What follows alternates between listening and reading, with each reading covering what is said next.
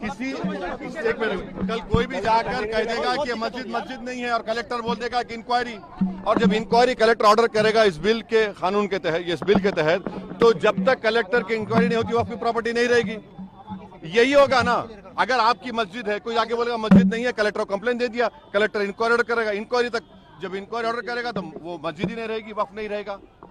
दिल्ली में 123 प्रॉपर्टीज हैं जिसको दिल्ली वक्फ बोर्ड कहता है हमारी है और गवर्नमेंट बोलती है हमारी है। पार्लियामेंट सामने की मस्जिद आप देखते हैं ना, वो सरकार कहती है हमारी प्रॉपर्टी है। कल कलेक्टर ऑर्डर करेगा और नोटिस लगा देगा गवर्नमेंट प्रॉपर्टी। वही तो कर रहे हैं। और हिंदू धर्म में, सिखों के धर्म में, जैन धर्म में, बौद्ध धर्म में उनके जो मजहबी बोर्ड्स हैं उसमें तो कोई उन्हीं का मजहब का नहीं बन सकता है। यहाँ पर आप कैसे बना रहे हैं फिर, और ज्यादा बना सकते हैं क्या?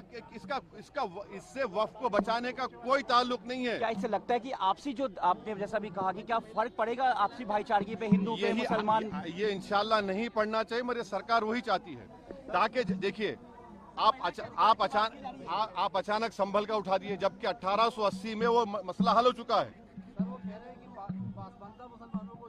अरे भाई, पासमानदा मुसलमान का, आपका एक मुसलमान का एमपी नहीं है?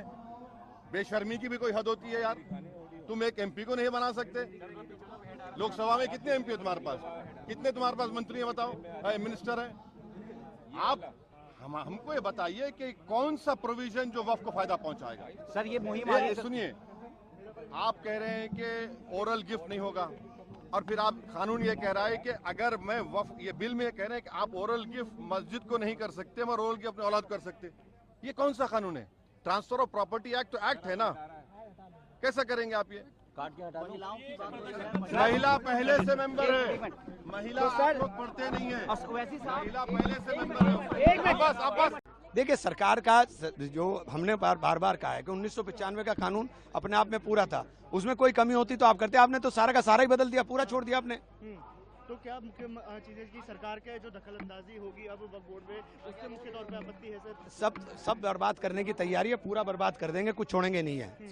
बहुत विरोध है इस बिल को लेकर। ये सरकार को समझने की जरूरत है, बहुत विरोध है। आप खुद कह रहे हैं, मीडिया के साथ ही कह रहे हैं कि बहुत विरोध है। ऐसे में सरकार जो तानाशाही थोपने की कोशिश कर रही है, उसके खिलाफ लोकतांत्रिक तरीके से अगर संस्थाएं विरोध कर रही हैं तो अच्छी बात है, विरोध करना चाहिए। क्योंकि सरकार क्यों तानाशाही थोपना चाहती है? वक्फ की जमीनें लूट करके अपने उद्योगपति दोस्तों को देना चाहते हैं क्या?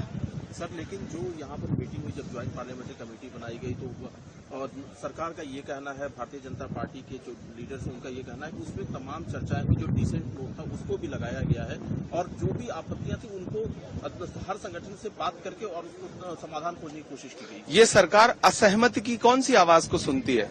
किस बिल पर इसने असहमति की आवाज को सुना है? इसी देश की पार्लियामेंट में 146 सांसदों को सस्पेंड करा करके 10वें बिल पास कराए गए थे।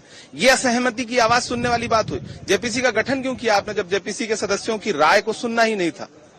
ये सरकार पूरी तरह से झूठ बोल रही है, सरकार पूरी तरह से तानाशाही पर उतारू है।